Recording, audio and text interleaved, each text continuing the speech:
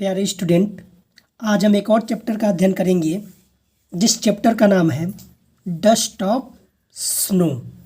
और इस चैप्टर के लेखक हैं रॉबर्ट फ्रॉस्ट। ये चैप्टर बहुत ही लाभदायक है।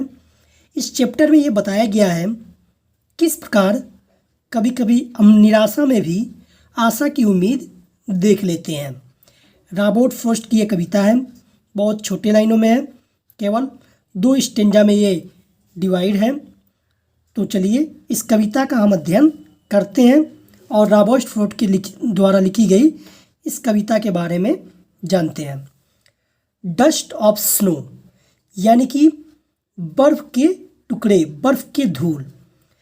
लेखक कहता है द वे अ क्रो सुक down on me the dust of snow from a hemlock tree.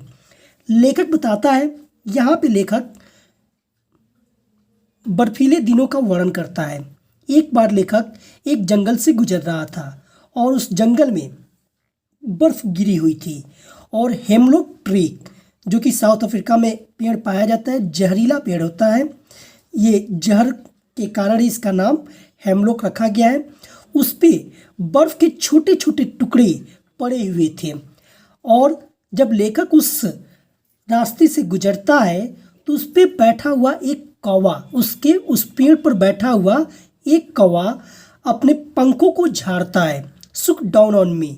और उसके बाद जैसे ही वो अपने पंखों को फड़फड़ाता है, पेड़ पे पड़े हुए, हेमलॉक ट्री पर पड़े हुए स्नो के जो डस्ट होते हैं, जो छोटे छोटे टुकड़े होते हैं, वो लेखक के ऊपर, सुक ऑन मी, लेखक के ऊपर गिर पड़ते हैं।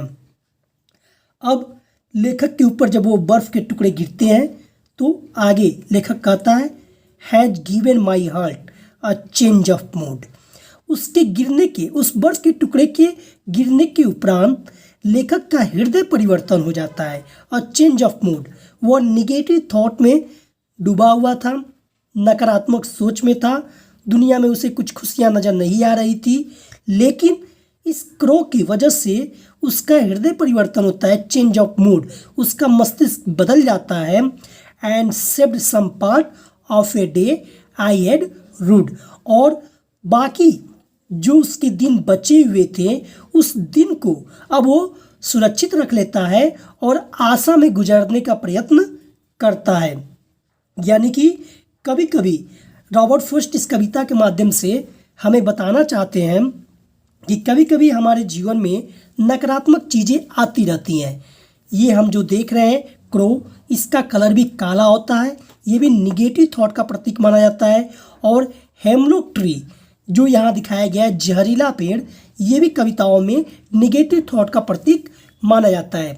लेकिन कभी कभी सिचुएशन ऐसा आता है प्रकृति के द्वारा कि हमारी निगेटिव थॉट भी आशा में परिवर्तित हो जाती है। उसी प्रकार जिस प्रकार इस कौवे के बर्फ के टुकड़े गिराने के उपरांत लेखक का हृदय परिवर्तन हुआ और उस जो अपने जीवन को खराब मान रहा था, वो अब बचे हुए समय को अच्छे से यूज करना सीख जाता है। ये बहुत शिक्षाप्रद कविता है। ये रॉबर्ट फ्रॉस्ट की लिखी हुई कविता है। इसके माध्यम से रॉबर्ट फ्रॉस्ट ने हमें समझाने का प्रयत्न किया है कि कभी कभी जो भी चीज़ें नकारात्मक हमारे जीवन में गुजरती हैं, वो सकारात्मक विचार को लेकर आ जाती हैं। कभी काफ़ी उदास था, लेकिन बाद में उसे एहसास हुआ इस क्रो के बर्फ के टुकड़े गिरने पर, और उसका मूड परिवर्तन हो गया, चेंज हो गया, और वो अपने बचे हुए पछतावे के जीवन को सकारात्मक पॉजिटिव जीवन में बदलने का प्रयास करने लगा। तो ये बहुत ही छोटी सी कविता थी, लेकिन बहुत बड़ा सेंस इसके अंदर समाहित है। मिलेंगे अगले कविता में, तब तक के लिए जय हिंद।